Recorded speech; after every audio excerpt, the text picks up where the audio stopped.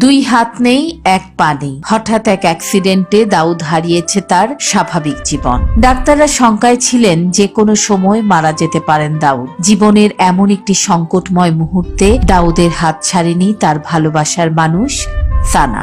1 বছর আগে টেলিফোনে দুজনের প্রেমের শুরু, এরপর একসাথে ঘুরতে যাওয়া আর ভবিষ্যতের স্বপ্ন দেখা। তাদের এই সুন্দর জীবনে ছন্দপতন ঘটায় একটি দুর্ঘটনা। পঙ্গু হয়ে যায় দাউদ। এই অবস্থায়ও দাউদের প্রতি প্রচন্ড ভালোবাসা আর তাদের একে অপরকে দেয়া প্রতিশ্রুতি সরিয়ে নিতে পারেনি সানাকে। কথা হয়েছিল দুজনের কেউ কোনোদিন কাউকে ছেড়ে যাবে না, তাই সানা ছেড়ে যায়নি দাউদকে। বিয়ে হয় দুজনের, কিন্তু সানার পরিবার একদমই রাজি ছিল না। সানা অনেক বোঝানোর চেষ্টা করেও যখন ব্যর্থ হয়, শেষে পরিবারের অমতে দাউদ আর সানা শুরু করে সংসার। বিয়ের আগে দাউদ ও সানাকে বোঝানোর চেষ্টা করে যে এখন সে পঙ্গু, তাদের জীবন এক হতে পারে না, কিন্তু মানেনি সানা। বিয়ের পর এক মুহূর্তের জন্যও দাউদকে হীনমন্যতায় ভুগতে দেয়নি সানা, যত্ন করেছে পরম মমতায়। এখন তারা দুজনে বেশ ভালো আছে, সুখে সংসার করছে। নিঃস্বার্থ ভালোবাসার এমন এক উজ্জ্বল দৃষ্টান্ত স্থাপন করেছে পাকিস্তানের লাহোরের অধিবাসী